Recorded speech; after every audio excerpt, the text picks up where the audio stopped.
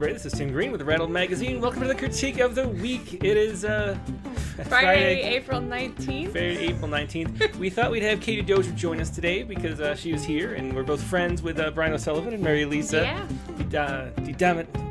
DeDomenicis. I learned how to say it. But anyway, Marylisa, thanks so much for sharing your poems, and Brian O'Sullivan too. Sorry for the delayed start. It's not working, I don't think. Oh, maybe it is all of a sudden. Facebook? It wasn't working on Facebook at first. I had to try to reset the stream key, and that didn't seem to work, but now it is streaming, so we'll see if we have anybody over there. A couple people watching. Jenny Middleton is there. Hello to you, Jenny. Over on YouTube, we have Brian O'Sullivan's here, of course, the first poet we'll be looking at. We have Winston Munn. We have Evan Gore, Maney, Ruth Kennedy, Angel Heart Light, Dick Westheimer's here, Mary Keating, Tom Barlow, Dee Coleman, Chelsea McClellan, Mary Keating, Mark Grenier, Monica Dovos, Sharon Ferrante's here, Clayton Clark, Morgan Feeney, Rebecca Kate, Darlene Javar, Deb T, Tom Barlow. It's a great crew we got here. Lisa Seidenberg is here. Starshine, I think that's a name I haven't seen before. What else we got? Yeah, there you go. Sandra Fees, too. So we had a great group of people here to look at these poems. We do. We definitely do. And so we thought we'd have Katie join in and share her thoughts here instead of in the chat window, which is more fun. Yeah, I feel like I'm playing hooky on being in the YouTube chat, honestly. It feels kind of funny. So, okay, so let's dive in. Well, I guess we should say the purpose of the show, as always, is to give that workshop experience that's just so valuable. Because it's hard to know what strangers think about your poems. You have to, enter some different space to write it, but then to read it as somebody else, who doesn't know you, would read it is a really hard thing to do. And so that's what we provide here, talking about what works, what doesn't. Leave as many comments as you can in the chat windows on Facebook and YouTube. And that's the cue. The music is over. Let's jump in now to the first poet. And the first poet is Brian O'Sullivan, of course. And let's take a look at Brian's poem. Let's see if I can get it up on this one first. Let's see. There we go. There we go. And then this too. And then we'll get our faces on the screen as well. There we go. Hello. Hello. So, and Brian had some questions. Let me fix this too while I'm at it. Go a little bit like this. Okay, a little duo view mode, a little better. Yeah.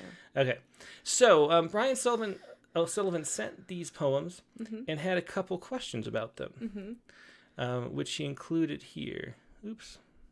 And we'll just... I know one of the questions was about the title. The title is the question. Okay. The title is one of the questions. Well, let's take a look at what Brian actually said. Over here, Brian said...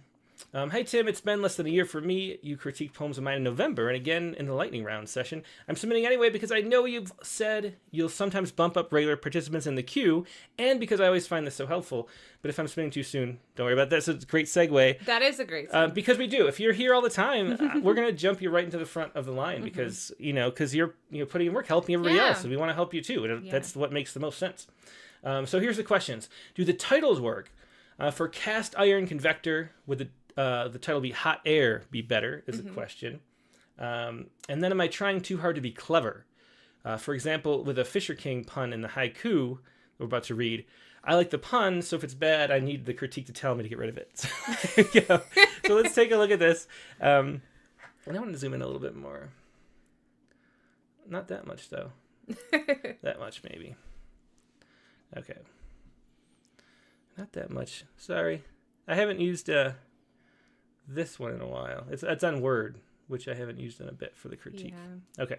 Anyway, here's Cast Iron Convector, and this is, again, our friend Brian O'Sullivan. Cast Iron Convector. CNN is waiting for another Trump hearing, and its camera fixates on the radiator in a New York City courthouse. It reminds Jen of the radiator in our old fourth-floor apartment in a once grand, long-dilapidated townhouse in West Philly. And it reminds me of the hiss of steam in a clinic in Queens, where I played with my Batman action figure while waiting for a checkup. Jen observes that radiator pasta Radiatore? I'm a French person, not an Italian. I'm not much help there. Radiatore pasta are supposed to resemble radiator grills. And we begin to wonder if other people are watching The Radiator on CNN. Maybe a news analyst will fill the time by saying, Allison, I'd just like to take a moment to comment on that old-timey radiator at the center of our shot. And the chyron soon may flash, all eyes on old radiator in New York courthouse. We crack ourselves up, and all the foolishness of all the world dissolves in the radiance of our silliness. And then the haibun, or haiku, volcanic crack laughs. Fisher King. Interesting. So to me, the thing that I love the prose section.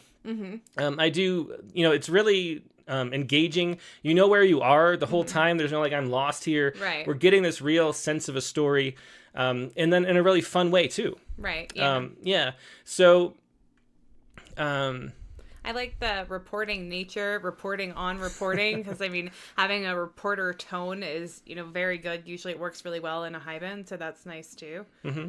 Yeah, and I like how we instantly know how casual it is by, Brian referencing Jen, who appears in many poems, thankfully for us, and immediately that just sets, we feel like we're just sitting on the couch right along with them, and that's a really nice setting for this. Yeah, there's a casual intimacy to it. Yeah, it's really nice. And it starts out with the first line: CNN is waiting for another Trump hearing, and its camera fixates on the radiator in a New York City courthouse. It reminds Jen of the radiator in our old fourth-floor apartment in a once grand, long long-dilapidated townhouse in West Philly. So we get a whole bunch of information there that really sets the scene, and then it becomes funny with the Batman action figure. The Radiatore pasta, which hopefully I'm saying right. Yeah, we looked at we were at the grocery store this morning, and I pointed out pasta to Tim, and I was like, remember this pasta, it appears in a poem. Yeah, because Katie actually read it ahead of time, which I did not do. And so I really love this whole thing, and I love where it goes too. I think maybe, let's see, Jen observes that radiatore pasta are supposed to resemble radiator grills, and we begin to wonder if other people are watching The Radiator on CNN. I think maybe this little line could be a little shorter. Yeah. There's a little bunch of like, this is what we're talking about as we find amusement in this, Right. Instead of just like putting it forth. Right. So I think you'd move a little bit more quickly, and just say, instead of Jen observing. Yeah. You could just say, well, you want Jen to say it, but then we begin to wonder if other people, just imagine that they're, and other people are probably watching or something like that. Right. And other people are watching, perhaps be damned. The other change that I would like to see to the prose section is I would cut the last line. I think that the last line takes us too close to the haiku. So instead of having that big leap that we like to see in a haibun between the prose section and the haiku, it feels kind of like we're bridged there, and I would prefer to have to leap. Mm-hmm. So that's the whole we crack ourselves up. Yeah. Mm-hmm. Yeah. I don't know. I could either see that or saying the haiku, taking the haiku in a farther leaping direction. That's a good point, but too. That was one. Yeah. I was thinking, the thing that's really wonderful about haibun are when, you have these leaps between the two. We talked about it with that book. Do you remember the book called The Haibun Writer's Guide? Is that what it's called? Yeah. Mm-hmm. With Roberta Beery and Lou Watts and stuff. They talk about the spark between the haiku and the prose and the title. Right. And to me, there's not enough. The prose is really interesting. Right. The haiku is a pretty good haiku. And the title is there, but they're all sort of hovering around the same thought. Right. And in the real spark, the real energy of a haiku is in making a great leap there. Mm-hmm. That's something a little more expected. Right, where every one of those entities, levels the poem up in a way. And I was reading a haibun essay by Kat Lehman this morning, and she was saying that the poem exists sort of in between all of these things. Like, if you get rid of the title, then it's not the same poem, and that it really is, the intersection point of all these three things. So really, I like the title, the prose, and the haiku to all feel like a mega plot twist where you're like, this is what it's really about. No, this is what it's really about. And then you come back to the title after reading the prose and reading the haiku, and they can all intersect and interplay in like a really interesting way. Yeah, so exactly. So this becomes, and I love that idea, which I hadn't seen before, but it's kind of like, people are always laughing that people think the the sun revolves around the earth, and making fun of people who believe that. Right. Well, obviously the earth revolves around the sun, but the truth is not. That is not true. Right. The earth and the sun both revolve around the very center of the universe, which is the center of mass, which might not even be inside the sun. It's not about a third of the time. Yeah. And it's the same kind of thing. There's like a barycenter. It's like you could think of like the prose is like the sun, and the title is like the moon, and then this is like earth, and they're all revolving around different things, but they're really revolving around the center of mass of the whole poem, which is a great way to think of haibun. I love what Kat said there. Yeah, it was really and that's kind of the thing. It's like they're all speaking the same topic a little too more directly. Yeah. Because we have the crack laughs and we crack ourselves up. And so we want to push it somewhere. Do you have any what I was thinking with this poem, like if I had brilliantly written this prose section, which sadly I did not, and Brian O'Sullivan did, but I like the idea of going somewhere with maybe possibly I rarely say go somewhere political, but I think there's a space in the haiku to maybe go there.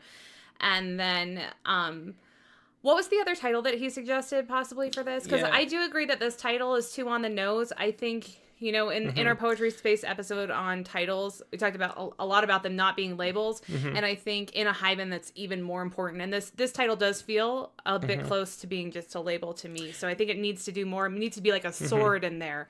Yeah, well, his alternate title was Hot Air, which I think is way better. Way better title. Yeah, and I think too, I think it was Mary Keating in the comments. I have to find it again, but suggested bringing Trump back into the haiku. Yeah. And I think maybe something about Trump cracking a smile. Yeah. Or something in the courtroom happening. Yeah. That's not, it's revolving around the same universe of this sort of, I don't know, it's really about this strange sort of gradient between seriousness and humor that's going on in this whole situation. Yeah. And so finding like a piece in the courtroom somewhere that does that, or in the trial, or just in the politics in general. Yeah. Something like that. Yeah. Yeah. And I would say too, if there could be a way that it's not as hit on the nose, maybe. So like you could get rid of Trump in the prose and we would know probably which hearing you're talking about. And then you could go to it in the haiku, and it would feel like more of a leap. Like, I really try not to repeat the same words in the prose as in the haiku, because that helps us get that sense of movement. And we want to make sure that it never feels like a summary, a haiku. That is not what a haibun is. It is not a prose and then a summary in haiku. Much as we like to turn things into haiku critique of the week. Yeah, that's a great point. I mean, that really is. I guess the heart of it is that the haiku shouldn't be a summary. It should be something that really shifts your perspective. In the same way that there's a cut, between two things that are sort of juxtaposed in a haiku. It's like this other bigger leap because we're leaping in style at the same time. Yeah. Or like the difference, Brian's great with a guzzle. We know that. Yeah, we know that. In the same way that you leap in a guzzle between the different couplets that have different, ways of addressing the same thing. That's what you kind of think of. Right. This is a very similar form actually to the ghazal. Right. Because, you can think of like this is one couplet, in the ghazal, and then this is one, and then the haiku is one. And they're all like three things rotating around or, orbiting the same center, which you don't really articulate because it's beyond your understanding, which is what makes it a great poem. And I really like it to feel like a vertical movement as opposed to a lateral. So, and that's how you can avoid feeling like you're summarizing in the haiku too. Yeah. So Morgan Fee says if you get rid of Trump in the prose, we might know today who the poem is talking about, but I'm not sure the reader will in 100 years. And I think that's a great point too. I think for me, I think I would keep the Trump and find some way, like find some haiku that just surprise you in a different way. It could be like maybe out the, something you could imagine possibly seeing out the window, like a political yard sign that cracks, or I don't really know what. This is it's hard to generate, ideas for some, but that's the kind of thing. And really the fun part too, I should say, for me, when, me and Katie are writing haiku or haibun every day, and the fun part about it is you sort of, you generate this prose and then having the leap to something surprising, like letting your mind just sort of wander in the right way where you think of something strange is like the most fun part of the haibun, I think. It is the best part if you let your mind go somewhere. And normally I think I would agree with Morgan's comment about removing Trump and removing the immediacy, but I think that this is a haibun that's focused on the present day, and it's okay to me to stay in that moment as a really good expression of right now, what the news in the world is like. Yeah, I think so too. But I think she was saying you should keep Trump in because we won't know about it otherwise. And I think that's true. I mean, we won't exactly get it because I think that's just so central to what I hope people don't know. That will be nice. Yeah, so Mary Keating says something like an orange balloon hissing. Hot air doesn't deflate. Oh, I like where Mary's going. An orange balloon. I think the hissing hot air is too much. But I like the title of hot air, which we should mention too. Yeah. Hot air really works because it circles around that sort of overall theme that you can't quite put your finger on. Yeah. And the idiom that hot air is, in addition to the heating, it's a nice pun on the radiator. And then you can tie that in too. So I think hot air is a great title for that reason. Yeah, Monica Dobos loves hot air. There was another comment too. Let's see. Alexandra Baez says, unfortunately, the play on words with Fisher Kings only works one way. It doesn't work in the sense of what it plays off of, the Fisher King. Mm-hmm. Yeah, which that's interesting because there's sort of a certain sort of false holiness about Trump and really a lot of political figures. And I think there is a way that it does play off the Fisher King a little bit. So I think that, to me, that aspect of the haibun, or the haiku, I think that worked. It's the fact that the volcanic cracks laugh. Is so on the nose. Is so on the nose with the rest. Yeah, so exactly. It could be something with the Fisher King too. But I like the...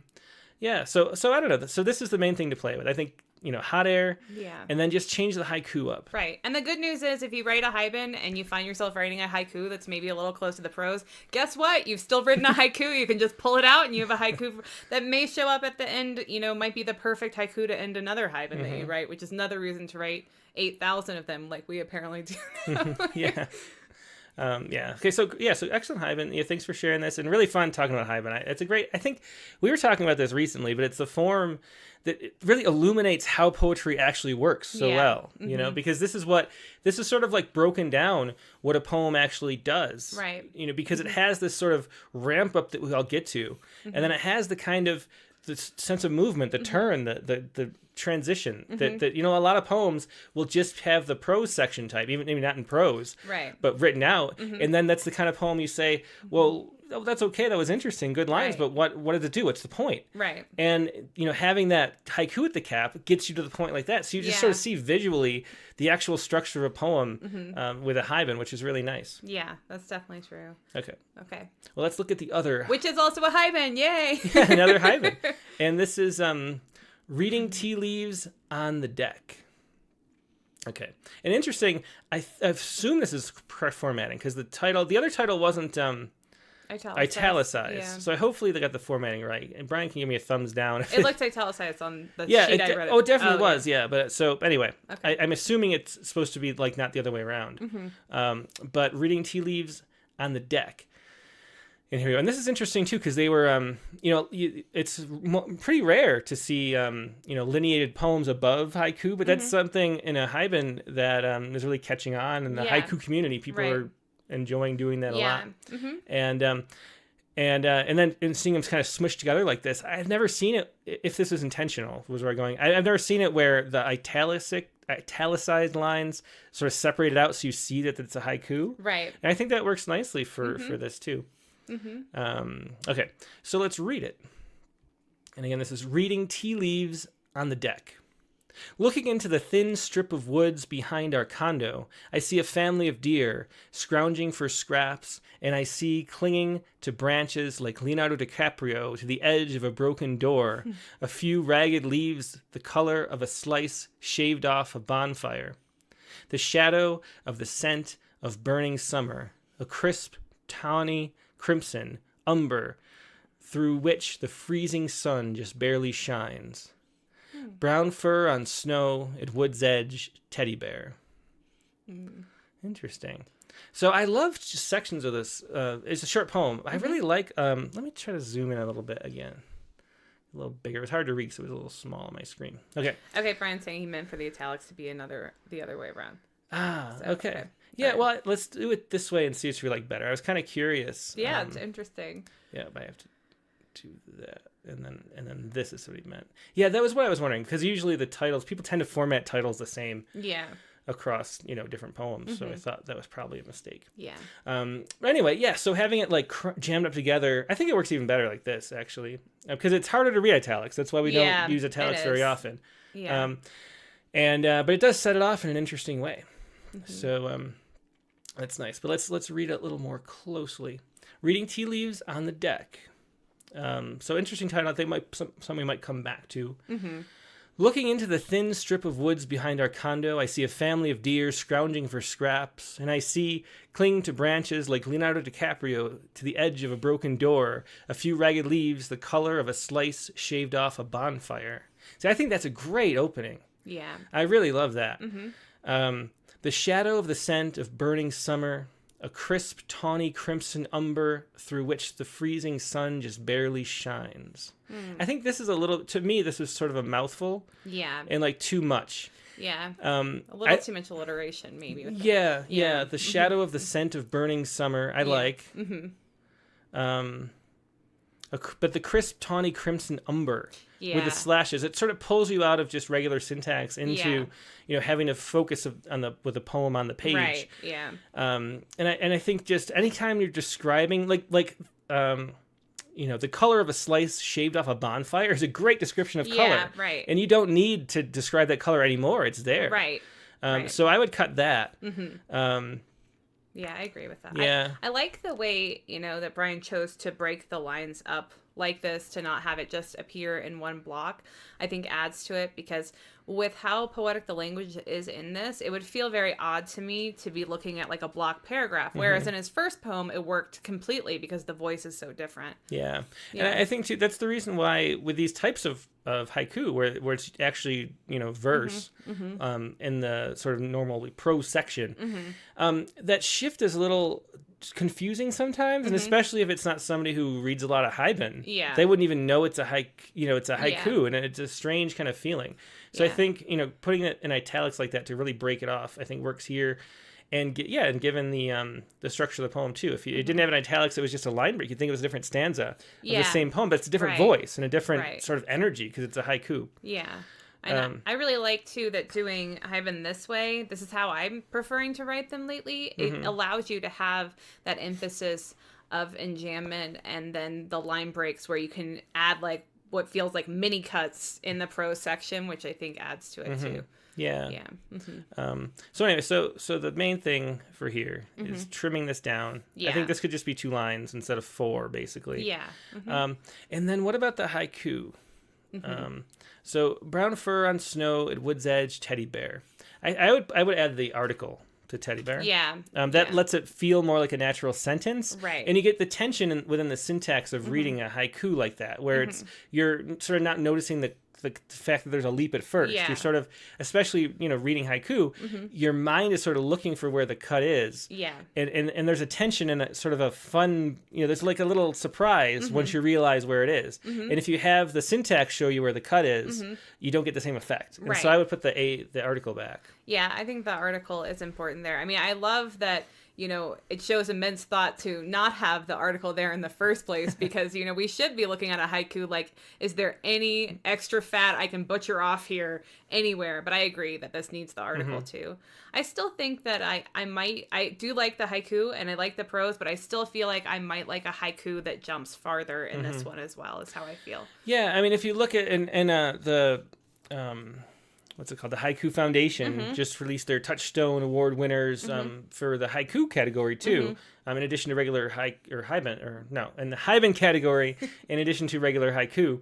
And if you look back at the previous winners, you'll see that the best haibun all have the biggest leaps. Yeah. It's almost like the biggest leap you can make. It makes for the best. It's almost like a dare. How far can I go without like missing the mark and not making any sense at all? Right. And so here I would like more of a leap. It's still the same, set in the same scene. And again, I like this haiku by itself. Yeah, I do too, definitely. And so it's exactly the same case of, find something that's more surprising and unusual, but still connected in a strange way. Because again, we're all orbiting that berry center of the poem. Yeah, and when I'm writing the prose section, which is the way I approach a haibun too, is I always write the prose section first. I like to think of it as I'm leaving breadcrumbs for my mind to pick up in the haiku. So in this prose, I could see myself going to like some sort of Titanic reference, because that door has been opened by Brian in a very funny, interesting way, and going there somehow could be interesting. I think it is actually, because the I think that's what it is. I think, because clinging to the branches like Leonardo DiCaprio at the edge of a broken door, that's what the teddy bear is, sort of clinging on to it. at the edge of the woods. Yeah. But the thing is, it's the same. It's almost like a mixed metaphor. Yeah. Because we have the same setting in both poems. And so it's not as surprising. It's not a leap like that. Right. Let's see.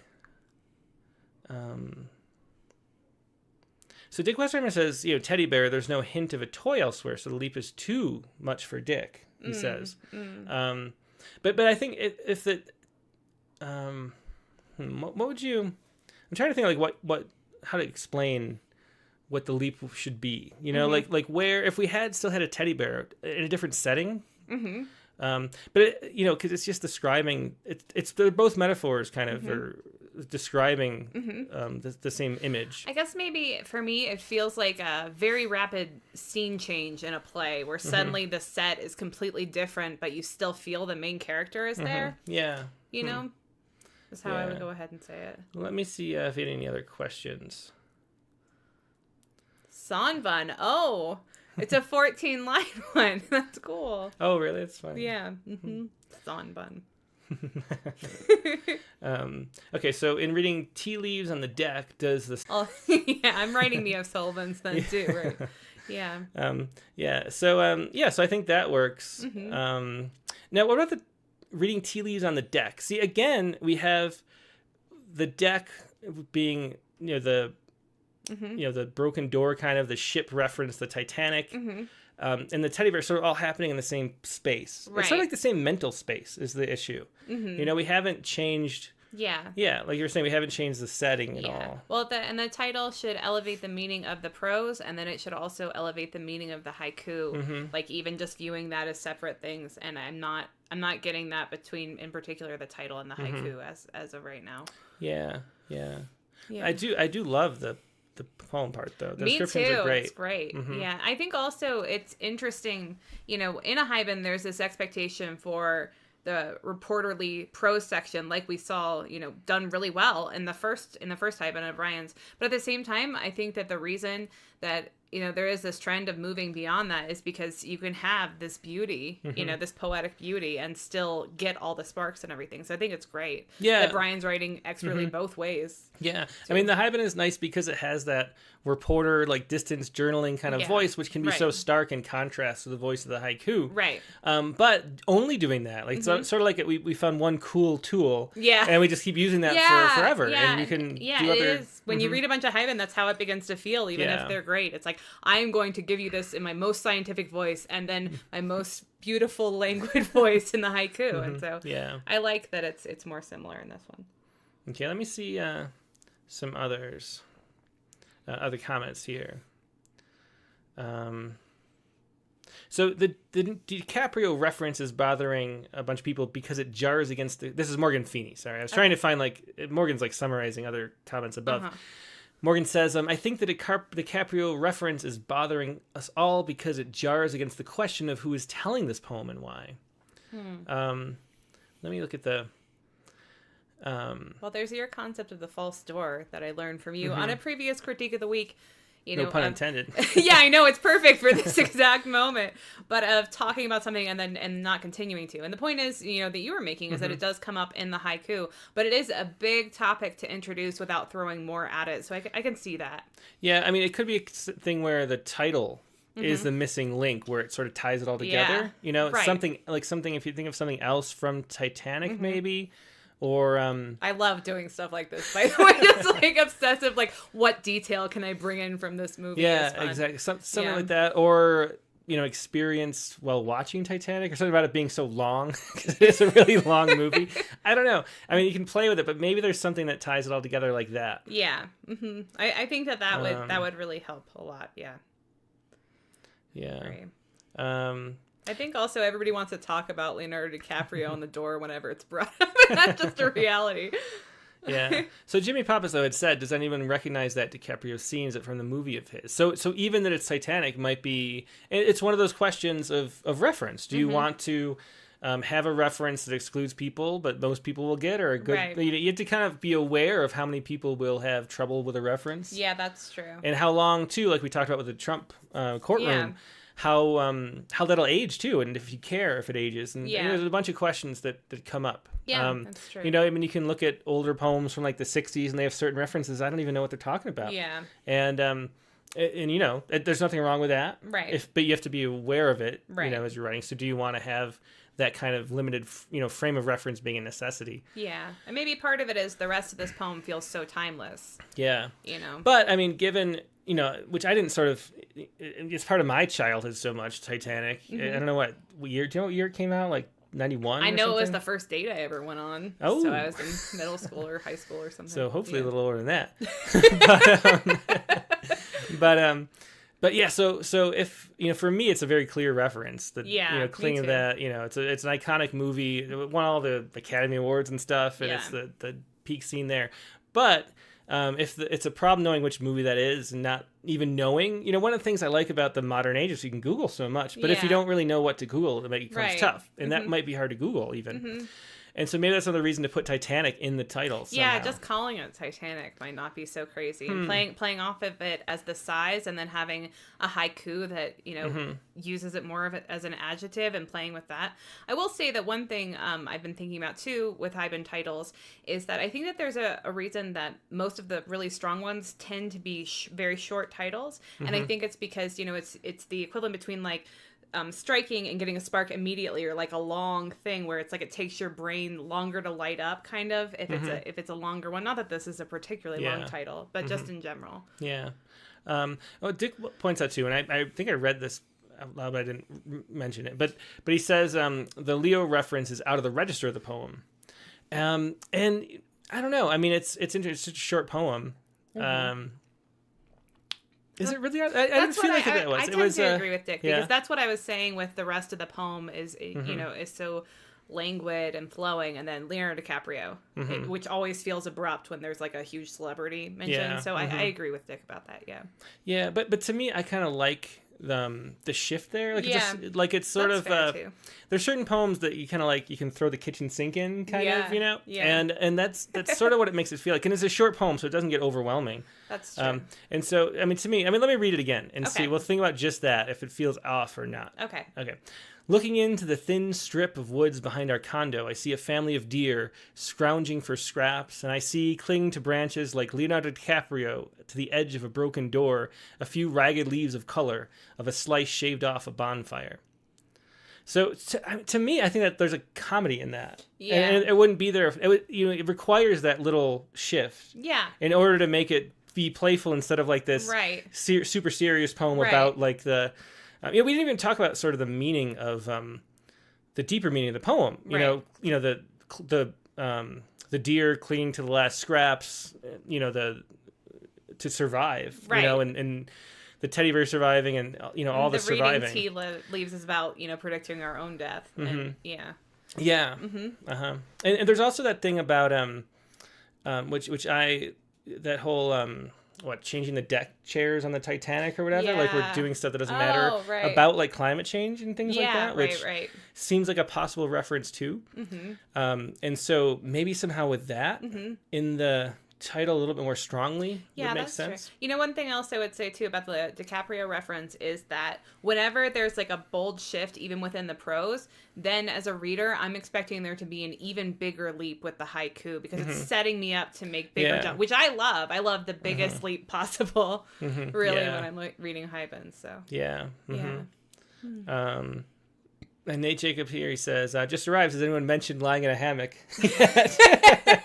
Just on time, Nate. All right, well, that's going to wrap it up. Two excellent haibun with a lot to... I think it's going to be fun to work on these a little more, Brian. You got good bones there for sure. Yeah, they definitely do. And two haibun, they're both great and really different at the same time, which is neat. Yeah. Okay, now let's look at the next poem up. And I'll just do this. And these are by... Look, we even printed out these and we're not even using them. We did print We printed them out! I don't know if the world's ready for my handwriting. Well, that's kind of what I wanted to Well, I can scribble on things. Scribble on things. I mean, I set up the document cam. I haven't used the document cam in a while. Anyway, let's move on. So those are 2 poems, of course, by Brian O'Sullivan.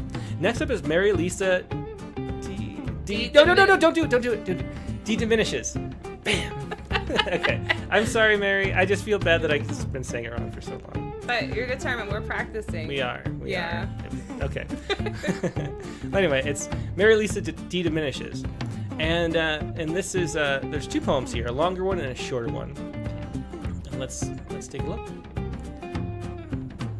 I gotta switch it to, hang on, this from this to this. There we go. Okay. So, and I want to make this a little bigger too. Sorry, everybody. Why was that easy? It didn't work last time. Yeah, the button. I don't know. Anyway. A lot of buttons. There are. Okay. Girl standing on the side of the road after MV, age 15, raped, arms cut off at the elbows. Rain collecting rain, 60 degrees in February and the tulips poking up through puddles. The lilac and forsythia and rhododendron bushes budding, buds swelling. No telling if frost will kill, though we suspect it will, since death is much of everything that happens. Not much God in a man, the papers say. Not much God in man, so we gather what we can of God from spring, bursting as a schoolgirl into blossom. Buried in the air, her body roots. Someday she will matter more, she thinks. One day she will be someone's reason. Far off, in another town, a man mows down, row by row, 100 tiny hyacinths scattered on his lawn. Believes the grass has grown too long, though it stands no taller than the flowers. He believes his lot of land appears unmanaged. Afterward he smells of wind, fresh-cut grass, hot muscle, pollen. Pleased, full of purpose, quite the king. Later he approaches his wife, hands first, and she drinks him in, singing he still feels his soul in the morning. Somewhere else, a different man, born into different hands, needs more than that. In another town, another man needs something less manageable to manage, more to master. In another state of mind, a man requires he command grander action. And when she's found, the girl he picks up in his truck and rapes and cuts can't find her arms or move her hair out of her eyes so that she can find him. How much hate does it take to maim a body? How much muscle to sever a limb, 2 limbs? How much God is in a man like that? And is a man like that worth saving? Is a man like that a man? Can you cage him, set him free, then not expect to hear his neighbors on the TV someday saying things got quiet near the trailer where he moved in on the victim just last week? God save the queen. A demon in the hands of a man with a sharp-edged tool is king of the forest, and strikes again. Stranded without a prayer, God help the girl who won't lie still. Her will is stone, but her bones are soft enough to cleave and won't grow back next spring with the hyacinths. Yeah, so really powerful, traumatic kind of poem. Mm-hmm. Girl standing on the side of the road. And then we have the afterword to sort of show, tell us what the situation is, which is pretty rough. Yeah. To me, I think the poem could use some condensing is the main thing. Yeah. There's a lot of I like where it goes, but certain lines stand out as really great lines. Right.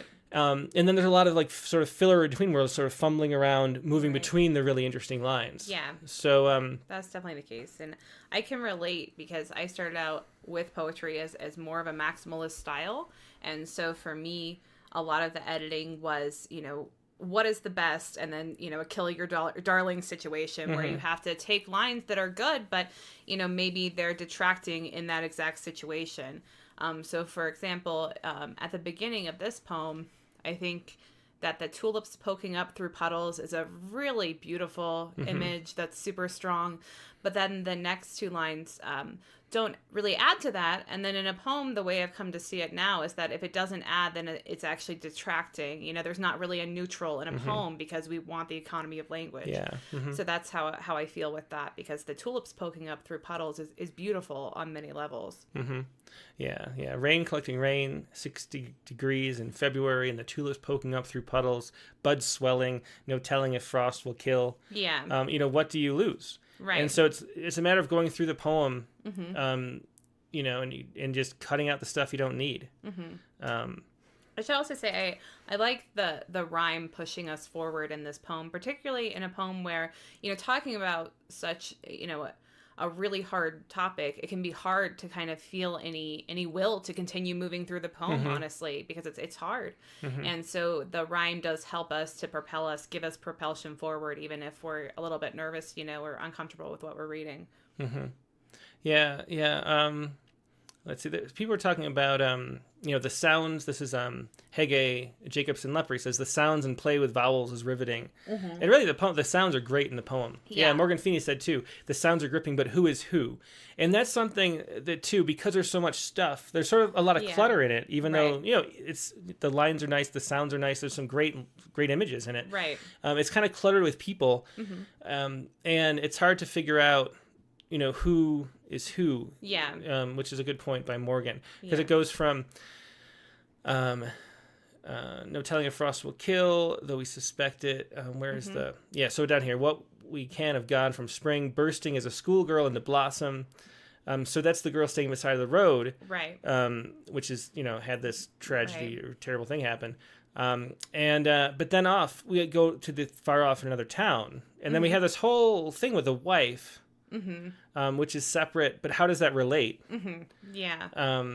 Yeah, I thought so too. And the thing I was thinking with this is, you know, I think that Marylisa wants to spiral, you know, in this poem. So maybe looking for a spiraling form could be a way to look at condensing and editing some of this out too. Since Marylisa is, you know, utilizing rhyme quite well already, looking for a form, you know, that has repetition and rhyme. It's a way to spiral between characters, or I shouldn't say characters, they're based on real people, I guess, as a way to go about that. Yeah, and so...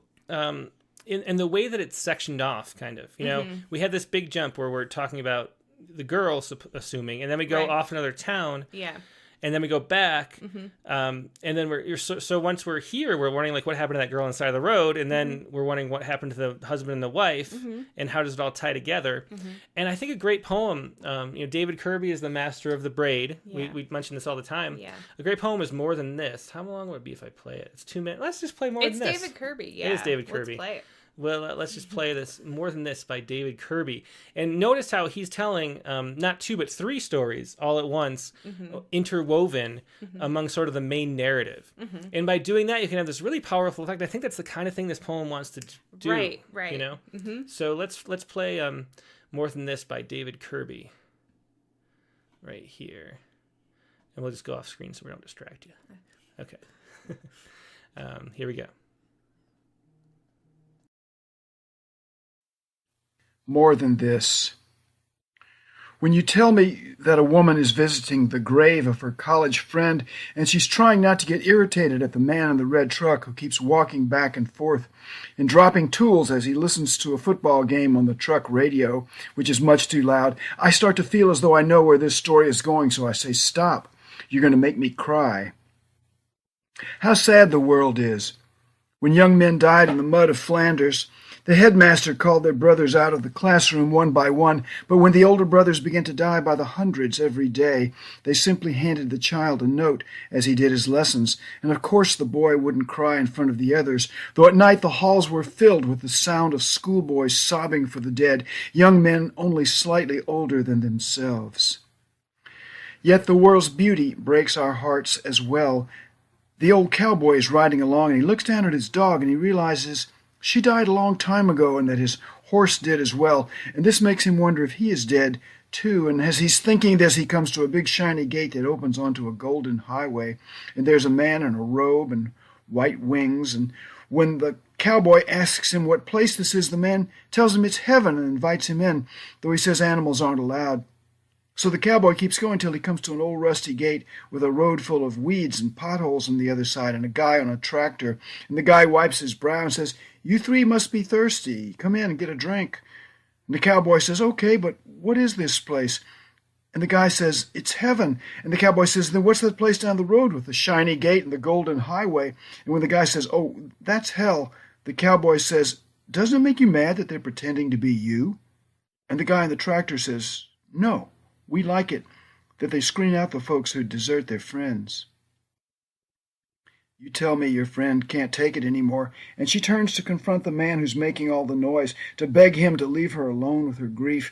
And that's when she sees that he's been putting up a Christmas tree on his son's grave, and that he's grieving too, but in his own way, one that isn't better or worse than the woman's, just different, the kind of grief that says the world is so beautiful that it will give you no peace. Yeah, so that was David Kirby reading More Than This from Rattle number number 50. Sorry about that.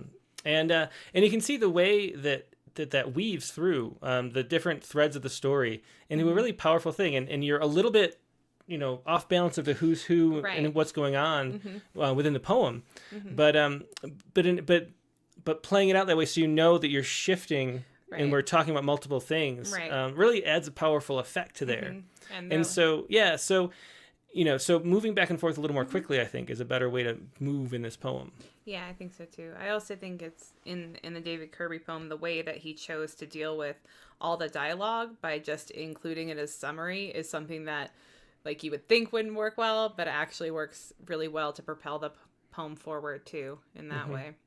Yeah. And so a few people mentioned already. Somebody said, I was dreading reading the poem given the title in the epigram. Yeah. And then the sounds do carry the poem through in a beautiful way. But it brings up the question of, what to do with a poem like this, with violence in a poem, and how much we want to, show of how brutal the world can be and why, what's served by it. Right. And I wonder if maybe it's a little too much, Yeah, I can see that too. I mean, I think that too, the idea being that if we're looking at something, so full of tragedy and as horrific as life can get, that we want to come out kind of on the other side feeling like we've been on some sort of a journey in order for I think it needs to feel like more than just an exploration of a tragedy, in order to gain some meaning or some sort of, hope, ideally, maybe. I would say David Kirby's, ends on a very hopeful or peaceful, at least, note. But some sort of transformative experience that, we want in any poem. But I think in asking people to think about horrific things too, it's even more important. Yeah, what is the Frank Bedart poem? I was trying to think. Do you know that poem? It's the guy's name. What is it called? Somebody in the chat will remind me. I don't know, but it's in the voice of a serial killer. Right. Or a murderer, in that perspective. And it is really difficult to read in the same way that, the details here are difficult to read. And I wonder too about the point of that poem. Yeah. And what we're sort of spreading into the world. Right. But it's considered one of the great poems. And it's really rough to read, but it makes you think, it forces you into the voice and perspective of a, horrible murderer. Yeah. And, we had another poem that we published that I actually, people have asked me if we've deleted, what poems we have from the website over the years. And one of the ones was a poem, I'm not going to say even who. It was somebody who wrote a poem after, it was coming to terms with having to work as a lawyer on a war crimes tribunal. And talking about sort of the indifference of people who are murdered there or murderers there, and in the voice of one of the people that was on trial. And years later, she decided that she felt really uncomfortable having it on the internet and asked if I would delete it, and so I did. And so that's something that even the future you might not want to come back true. to. That's so true that's an also. interesting question. I don't really know where to go with that. Yeah. Those are just my thoughts reading a poem. Yeah. Of that sort of, with that kind of level of violence. Right. Yeah. That's a good point. So did anybody come up with that poem? How can it was a big poem. What was it called? They even made a movie with that dude, with the actor guy who's like a poet, kind of. I don't know who that probably not Leonardo DiCaprio, no. I guess. It's right in the tip of my tongue. Yeah. Well, anyway. I was trying to look too for poems, that cover very violent events, and I just, there are not many. Mm-hmm. I think part of the reason, because I was thinking about that too, is that poems have a way of making what's on the page even more significant, is like the framework we're working in. So if you take something that's horrific and really, really miserable to imagine, you're putting it in the context of magnifying that a lot. And that's why it feels, so incredibly heavy, and why they're probably, there are not that many poems, I think, by and large. Yeah. That's Herbert White. That's the guy's name. Well done. There you go. Well, not well done. I had to Google it until I could find it. But well, Google still exists for a reason. But yeah, and so it's a different poem because it's from The Voice. If anyone wants to read it, I don't want to read it because it's something that really, I don't know, it doesn't feel good to read. Yeah. But it's part of the human. Yeah. It's just such an interesting question. Mm-hmm. It's part of the human psyche and experience. Like that lives down there, and if you pretend it doesn't, that's a danger too. Yeah. So I don't know. It's always an interesting question. I don't really have the answers. I'm kind of talking about it to see what other people think. Yeah. Well, me too. I mean, right there with you. Yeah. Yeah. Well, anyway, let's look at the other one too, which is the same topic. Yeah. But I think that in summary, though, this condensed down and woven together a little better, but the heart of the poem is still here. It's almost like one of those, rough drafts types where it's just a matter of condensing. Right. We demonstrated a little bit. Mm-hmm. And then the poem is there because there are some great lines throughout it. Right. Mm-hmm. Yeah, I agree. Mm-hmm. Yeah. And the flower references, I think, are a needed levity or contrast and metaphor. It works both ways to the situation. Yeah. One of the things I didn't understand, maybe just before we move on, is this "God Save the Queen" line. I didn't understand that either. So I like the way that the we move through the scenes, and the flowers are sort of recurring. But that's the one I didn't understand. Yeah. I mean, I assumed it was referring to the girl as a queen. Yeah. In death, but it felt, it definitely took me to the monarchy. Yeah, it felt out of place. Felt out of place, yeah. So anyway, I think this poem, could be maybe like this long, like ending here and cutting out maybe that much of it, something like that. Yeah. Anyway, let's look at the other one. Actually, before we do, let me see if anybody else has any other comments about the content, because I am curious what people, what our viewers think about it. Because I come up with this, it's one of the things that happens as an editor you come across all the time. It's like this poem or this chapbook of poems is really compelling and moving, but it's also like really rough to read. Yeah. And sometimes we publish those and sometimes we don't, and it's difficult to even know where to fall on that question. Yeah. Yeah. So yeah. Okay. Well, I think that's. But we'll look at the comments later, maybe. Now let's go on to the next poem, and this is it. Accidental Thoughts on the Edge of Dark. One of the things, too, I want to say about this, I should say, is that, one of the things that doesn't come clear is the interest in this particular story. Just looking at the two titles. Right. Is there some kind of personal connection? There's a great book.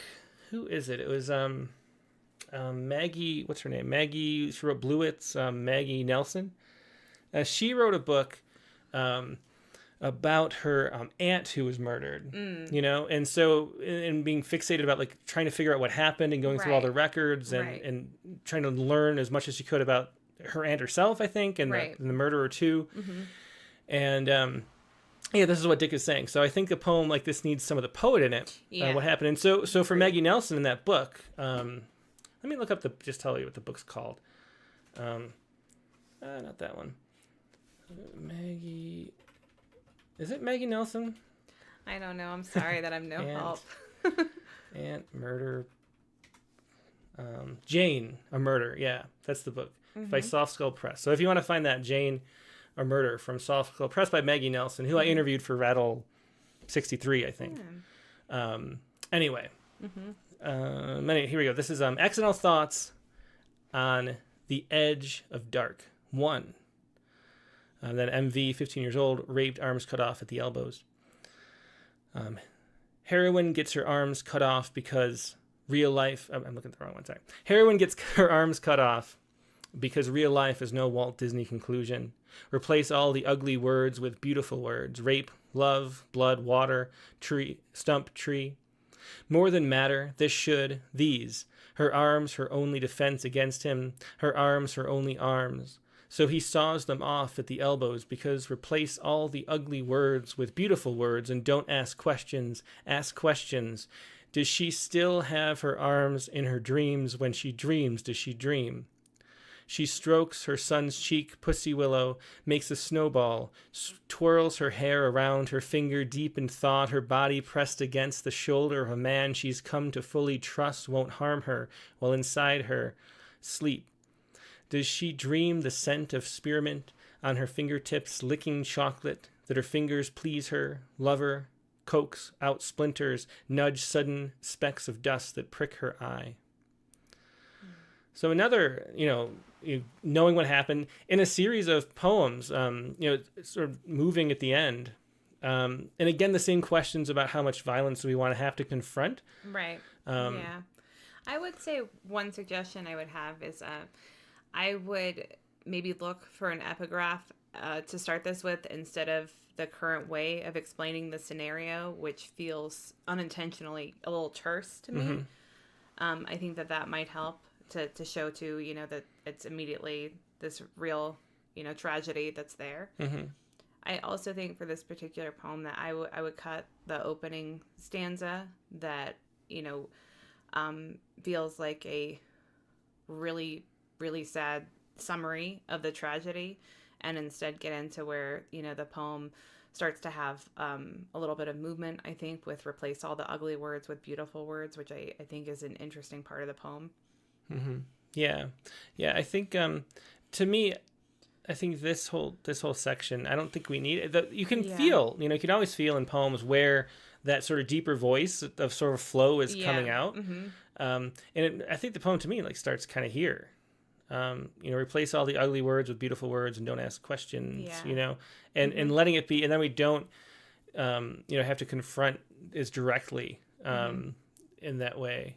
I still would put, I like the, if we're going to tackle such a traumatic subject, I think we need the real words in there. So I did think that the section with, changing the word rape to love and blood to water and stump to tree. But since the repetition is there, you could easily do that, down. But what about a more creative way to do it? With a title? Yeah. Change the word rape to love, blood to water, stump to tree. And that's the title. Yeah. And then you can move through the poem that way without it being part of the poem. Because the problem is it's set off from the voice of any kind of speaker, really. It's almost like an epigraph to the actual poem. That's a good point. Yeah. And so then its title, Accidental Thoughts on the Edge of Dark, doesn't really add anything for me. No. Edge of Dark seems like it references something I don't know what. Right. So why not pull that in and make that idea the title? Or even this could be the title too, without either way, or somehow mixing these together. Yeah. To make that the title, I think would work. Yeah, I agree. I think that the title and then the way the subject is introduced definitely both need to be worked on. Yeah. So Dick has said, why did I just see that? He said, I think a poem like this needs some of the poet in it. What happened to the poet because of this crime? Yeah. And then a follow-up by Ruth Kennedy says, I don't find much compassion in the poem. It feels depersonalized, so it's hard to engage with the theme. Right. And that's the thing what I was talking about before. We don't really know what the connection is. And I think you need a through line for that so it doesn't seem gratuitous, you know? Exactly. And there's a reason why a poem like this could work in a book or in a long poem better than it could in an individual poem. Because you get that sense of why am I writing this? Yeah. But it really begs the question of why I am writing this. What of me is compelled by this? Yeah, that's another way in which writing this type of piece is very difficult, because you need the poet's entry into the poem, and then you also, as the poet, need to provide the entry for the readers into the poem. And meanwhile, it's a topic that people, are very hesitant to want to enter. So it's very challenging. Yeah. Yeah. Yeah, Deb T says if you know the connection, you would know it wasn't gratuitous. And exactly, like we just don't know. And so it sort of hovers in this space. Yeah. Let's see. Somebody asked about the right justification of the poem. That was Lisa Seidenberg, says, why I write justified. And I'm really not sure. For the setup of where you leap out of sort of the actual voice and do this, tree, like the little table kind of. Yeah. It sort of works to change your expectations. So you're a little more prepared for a table of words to appear in the poem. Other than that, I'm not really sure. Yeah. Do you have any thoughts on that? I would prefer that it was left aligned, because then too, I think one thing with, whenever you choose untraditional formatting, you're again asking something of the reader. And I feel like this kind of poem is asking so much already that I would move to, the table to me makes sense as a way to, put the words right by each other, but just left aligned and, kept more standard in that way. So at least it's easier for us to enter in that way. Is this, is Marylisa another poet on the YouTube? Because another poet says I wanted it to be wrong. Oh, I thought. No, Does Marylisa? I thought that was a different person. Yeah, I thought so too. Yeah. Well, anyway, let's see. She'll probably tell us if. Well, she will tell us in a second. Oh, it is her. Oh, I'm sorry, Marylisa. Okay. I didn't realize that. Yeah, so that's the explanation then. So Marylisa wanted to feel wrong, like the act. Okay.